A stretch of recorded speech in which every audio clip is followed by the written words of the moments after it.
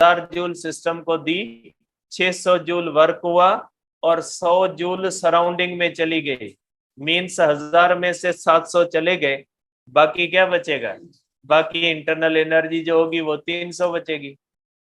ठीक है, तो ये सिंपल है। इसी तरह से 11.7 भी इसी तरह से सिंपल है, इसको देख लीजिएगा। इसके बाद है हमारे पास बेटा आइसोबैरिक प्रोसेस। बेटा ये हम बेटा डिस्कस कर चुके हैं आइसोबैरिक प्रोसेस को।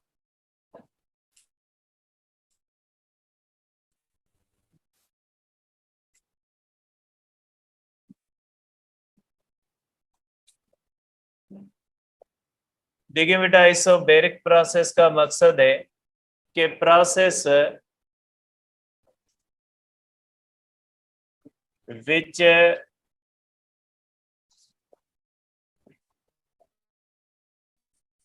takes place at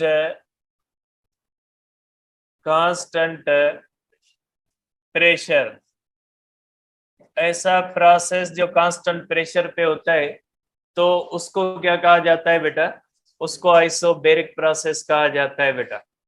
अब सपोज करें बेटा कि आपके पास एक बैरिक जो है वो हमारे पास ये प्रोसेस है, ये हमारे पास एक सिस्टम है बेटा, इसका प्रेशर P1 है, वॉल्यूम V1 है और टेम्परेचर कौन सा है बेटा, T1 है।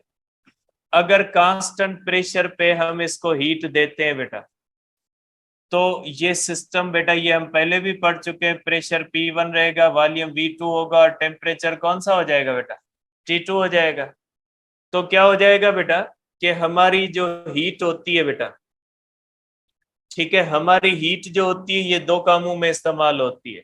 एक किस में जाएगी बेटा, चेंज ऑफ इंटरनल एनर्जी, और दूसरा किस में चली जाएगी, वर्क में। ये प्रोसेस हम पहले भी डिस्कस कर चुके हैं। और इसका ग्राफ किस तरह से होता है बेटा, इसका ग्राफ इस तरह से होता है बेटा, इसका जो ग्राफ होता है बेटा प्रेशर और वॉल्यूम का, ये इस तरह से होता है। एरो किस तरह होगा बेटा, इस तरह से, क्योंकि यहाँ पे जो होता है बेटा वॉल्यूम V1 से किस तरफ चला गया है बेटा, वॉल्यूम V2 की तरफ। और इसको हम क्या कहते हैं बेटा, इसको हम कहते हैं आइसोबार बेटा। ठीक है, इसको हम कहते हैं बेटा आइसोबार। मीन्स ये जो है बेटा, ये वॉल्यूम V1 से किस तरफ चला गया, वॉल्यूम V2 की तरफ चला गया, तो हमने एरो इसकी तरफ बनाया बेटा। अब अगर बेटा इस तरह से कंप्रेशन करें बेटा, इसमें आइसोबैरिक कंप्रेशन भी हो सकती है बेटा, कि अगर प्रेशर P1 हो, वॉल्यूम V1 हो, टेम्परेचर T1 हो, अगर ये प्रेशर वही P2 है, वॉल्यूम V2, टेम्परेचर T2 बन जाए, मीन्स हीट बाहर आती है बेटा। ठीक है, इसमें से हीट बाहर हम लेते हैं बेटा, ये हमें वर्क बाहर देता है और इंटरनल एनर्जी की चेंज होती है। इसके ऊपर क्या होता है बेटा, वर्क बाहर से किया जाता है और चेंज इन इंटरनल एनर्जी भी होती है इसके अंदर। ठीक है बेटा, इस तरह से जो होता है ये, इसमें से हीट बाहर आएगी। तो कंप्रेशन का ग्राफ कैसे बनेगा बेटा, कंप्रेशन का ग्राफ भी उसी तरह से बनेगा, प्रेशर और इसके अंदर जो बनेगा बेटा वॉल्यूम V1 होगा, और ये कौन सा हो जाएगा बेटा, ये हो जाएगा वॉल्यूम V2। तो ये बेटा लाइन इस तरह से आएगी, एरो में फर्क होगा बेटा। और ये जो होगा बेटा, ये वर्क जो होगा ये बाय सिस्टम होगा, क्योंकि एक्सपेंशन है बेटा।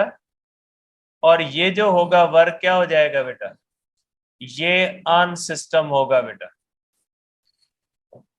ठीक है, ये बाय सिस्टम होगा और ये कौन सा हो जाएगा बेटा, ऑन सिस्टम हो जाएगा, क्योंकि कंप्रेशन के अंदर वर्क ऊपर से होता है और एक्सपेंशन के अंदर वर्क कहां से होता है बेटा, सिस्टम वर्क करता है बेटा।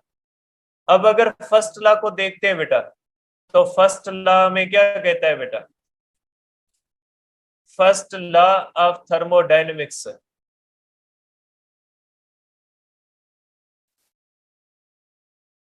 फर्स्ट लॉ ऑफ थर्मोडायनेमिक्स कहता है कि इसके अंदर जब आप हीट देते हो उसमें से सम इंटरनल एनर्जी चेंज होती है और प्लस क्या हो जाता है बेटा, वर्क। तो आप कर सकते हैं बेटा some change of internal energy, और प्लस कौन सा हो गया बेटा, P डेल्टा V। तो आप इसके अंदर फर्स्ट लॉ ऑफ थर्मोडायनेमिक्स को इस तरह से P डेल्टा V के तौर पे यहाँ पे इस तरह से आप इसको लिख सकते हैं बेटा।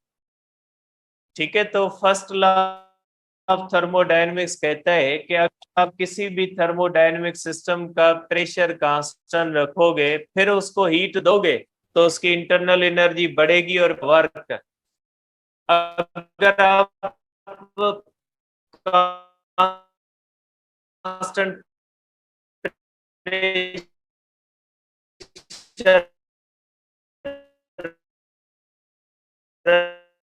रख के उसके ऊपर वर्क करोगे तो उसकी भी इंटरनल एनर्जी बढ़ेगी, बाहर देख, और कम हीट में जाता है। लेकिन ये 100% नहीं होता, क्योंकि एक्सपेंशन के अंदर कुछ पार्ट किसके अंदर चला जाता है, कुछ पार्ट इंटरनल एनर्जी, उसका सम पार्ट किसके अंदर चला जाता है, इंटरनल एनर्जी के अंदर चला जाता है। ठीक है, तो आप इसके अंदर कहोगे बेटा कि इसके अंदर चेंज इन इंटरनल एनर्जी भी जो है वो जीरो नहीं होती, और इसके अंदर वर्क जो होता है वो भी जीरो नहीं होता, इसके अंदर हीट सप्लाइड जो होती है वो भी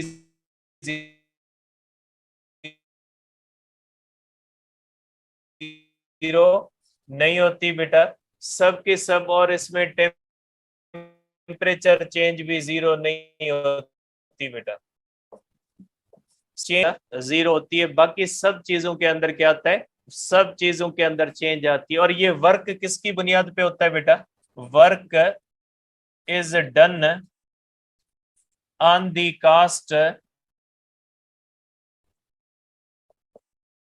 ऑफ हीट सप्लाइड। बेटा वर्क किसकी बुनियाद पे होता है बेटा, हीट सप्लाइड की कास्ट पे होता है बेटा। ठीक है, अब बेटा ये हीट कैपेसिटीज का एक ग्राफ है, मैं लगा देता हूं बेटा, ये वैल्यूज आपने याद करनी है बेटा। ये हीट कैपेसिटीज की वैल्यूज है जो पीएमसी के अंदर जो है बेटा, पीएमसी के अंदर आई थी ये वैल्यूज बेटा।